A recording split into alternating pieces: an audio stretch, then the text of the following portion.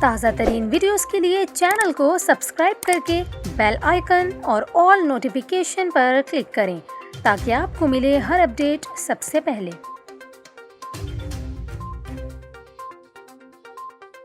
اور ابھی آپ کو افسوسناک واقعے سے آگاہ کریں، کراچی کے علاقے صدر میں چینی دندان ساز کے کلینک میں فائرنگ کے نتیجے میں ایک شہری جاں بحق اور ایک خاتون سمیت 2 افراد زخمی ہو گئے۔ ایس ایس پی جنوبی اسد رضا نے بتایا کہ فائرنگ سے ایک شہری جاں بحق اور 2 زخمی ہو گئے ہیں۔ زخمیوں کو طبی امداد کے لیے اسپتال منتقل کیا گیا ہے۔ انہوں نے تصدیق کی کہ فائرنگ سے متاثر ہونے والے 3 افراد چینی باشندے ہیں۔ ایس ایس پی اسد رضا نے کہا کہ حملہ آور ایک مریض کے بھیس میں کلینک میں داخل ہوا۔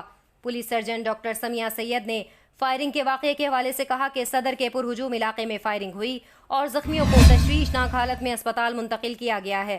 انہوں نے کہا کہ دونوں غیر ملکیوں کی حالت تشویشناک ہے اور انہیں پیٹ پر گولیاں لگی ہیں۔ صوبائی حکومت کے ترجمان نے کہا کہ وزیر اعلیٰ سندھ مراد علی شاہ نے صدر میں چینی ڈاکٹر رونالڈ کی ہلاکت کا نوٹس لے لیا ہے۔ وزیر اعلیٰ سندھ نے ایڈیشنل انسپکٹر جنرل کراچی سے واقعے کی تفصیلی رپورٹ طلب کر لی ہے اور قاتلوں کی فوری گرفتاری کا حکم دیا ہے۔